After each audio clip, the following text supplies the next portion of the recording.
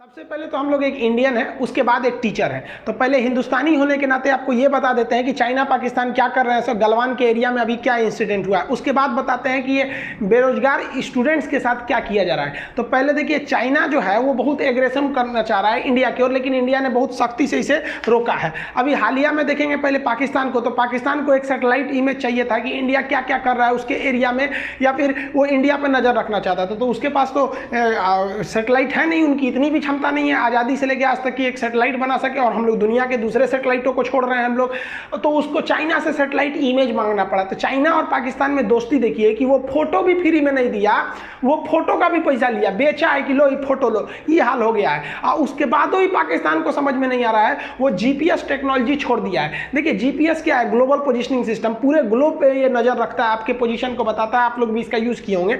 ये 31 सैटेलाइट्स का एक समूह है जिस अमेरिका ने इसे बनाया, जबकि अन्य देश भी हैं जो अपना अपना एक सिस्टम बनाती है, जिसमें आप अगर देखेंगे यूरोपीय यूनियन के कई देशों ने मिलकर अपना गैलीलियो सिस्टम बनाया है, रूस ने अपना जो बना के रखा है उसका ग्लोनास है वो उसका है, और चाइना ने जो बना के रखा है उसका नाम है बाइडू। तो पाकिस्तान ने कहा कि भाई साहब हम लोग एक जीपीएस को नहीं यूज करेंगे, बाइडू को यूज करेंगे। तो यूज करो भाई, कोई क्या दिक्कत है। बाइडू पहले चाइना भर ही देखता था, उसके बाद वो इंडिया उसके अगल बगल भी देखना चालू किया। अभी वो एशिया का पूरा एरिया और अगल बगल के एरिया को देखता है। अभी भी सबसे जबरदस्त में तो जीपीएस ही है, लेकिन पाकिस्तान का काम हो सकता है बाइडू, क्योंकि सुबह से शाम तक उसको यही सोचना है कि हम कश्मीर में कैसे घुसे। और भारत अभी मंगल पर पहुंच गया, अभी आगे तैयारी कर रहा है। तो खैर इन लोगों को पाकिस्तान की बात करना मतलब समय की बर्बादी। अभी चाइना को लेकर जो नया इंसिडेंस हुआ वो पैंगसो लेक को हुआ है। ये पैंगसो लेक जो है ये चाइना से ओरिजिन होती है इस साइड से, और ये इंडिया तक आते हैं। इसके आधे एरिया से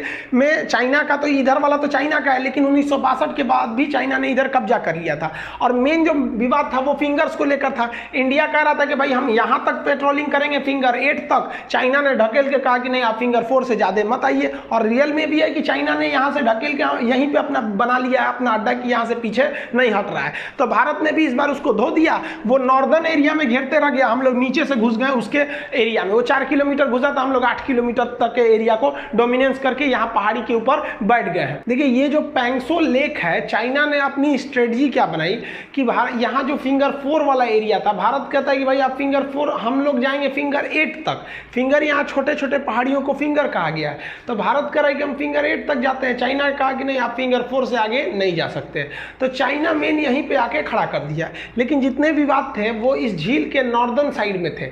अब भारत को जो खुफिया खबर मिली थी वो ये मिली थी कि चाइना जो है अब साउदर्न पार्ट से भी इस एरिया में आएगा। अब अगर साउदर्न पार्ट से आ गया तो एक दिक्कत हो जाएगा। हमें यहाँ चुशूल एक सेक्टर है, जितनी भी बैठक हुई थी वो चुशूल सेक्टर में हुई थी, और यहाँ एक एयर स्ट्रिप भी है, एक हवाई पट्टी भी है, एक इमरजेंसी में यहाँ से जहाजें उड़ान भर सकती हैं। चाइना ने क्या किया, इस एरिया का जो सबसे ऊंचा पहाड़ था जिसे ब्लैक टॉप, जिसे काला पहाड़ कहते हैं, यहाँ पर इसने सर्विलांस के लिए कैमरे वगैरह को फिट कर रखा था। और वो चाहता था कि इस झील के साउदर्न पार्ट से आकर अब इस पे क्या करे, सेना की कार्रवाई द्वारा चढ़ जाए। और अगर ये इस पर कब्जा कर लेता तो पहले तो निगरानी कर ही रहा था, अब यहाँ से सेना को भी डोमिनेट कर देता इस चुशूल वाले एरिया में, क्योंकि इस एरिया में सबसे ऊंचा जो पहाड़ था वो ब्लैक टॉप था। लेकिन भारतीय सेना को इसकी खबर पहले मिल गई, यहाँ से भारतीय सेना इसके ऊपर चढ़ाई कर दिया, और इसके बाद इस एरिया में जितना कैमरा उमरा था तूर तार के रख लिया गया, और यहाँ पर जो सेना है उसको ला दिया गया। इसके बाद चीन भभकी देने के लिए उधर से कुछ फौज को बुलाया था, तो भारत ने भी इस साइड से फौज को यहाँ